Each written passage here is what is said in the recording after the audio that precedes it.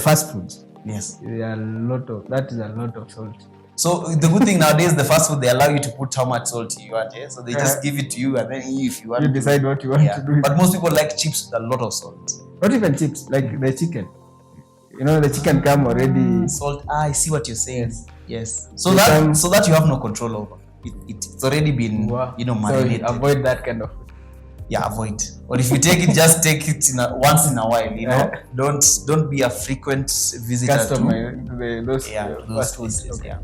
And then for Kenyans, we like meat nyama choma. Yes. And our salt we normally add on top. Is that bad or good?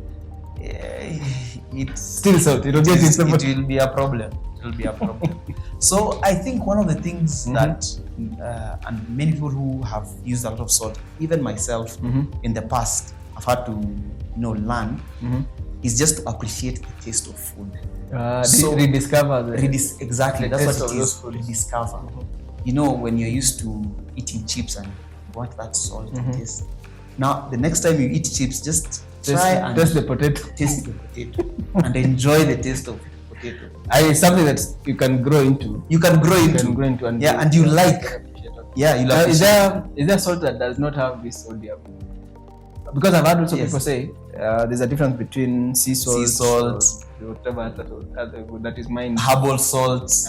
They talk about rock salt here. Are they different from sodium chloride? Yes, so they have some difference in the amount of their concentration of sodium in them. So I had said earlier that salt has sodium and chloride, but there are also other minerals like aluminium that also are part of salt. So there are some things like the Himalayan rock salt, they have a lower concentration of sodium. Herbal salt. So if iodine is low in your blood, the gland will enlarge in a bid to compensate for the low iodine. So it's trying to produce the same amount of the hormone that it produces. That hormone is called thyroid hormone. So it's trying to produce thyroid gland. The thyroid gland. So the thyroid gland is the one that is expanding. Is expanding in goiter. So that's why we had to introduce iodine into our diet in one way or the other. So that we put it in salt now. Yes, so we put it in salt. Because everyone uses salt. Everyone uses salt. Okay. So now you reduce the prevalence of that type of goiter. And it has worked. Okay. That type of goiter is no longer there. Okay. Salt. They say that from herbs. I don't. To be honest, I don't know how exactly those are made. Because I think what they do in those salts, they try to find an alternative source to sodium in the salt composition. But exactly how, I'm not sure. Okay. Yes. Okay. So basically, and then when you see on the salt packet, they have written iodized or not iodized. What's the difference? So iodized salt is good.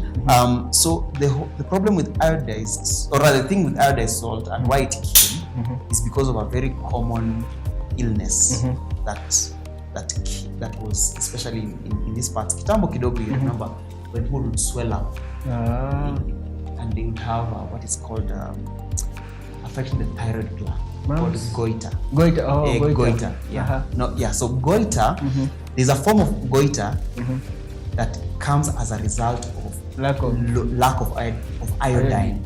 Or iodine. So iodine is required in your body, low amounts by your thyroid gland to produce hormones that are important in body functions. Let me put it that way so that we don't go into that rabbit hole. But that's something you can talk about another time. And so if iodine is low in your blood,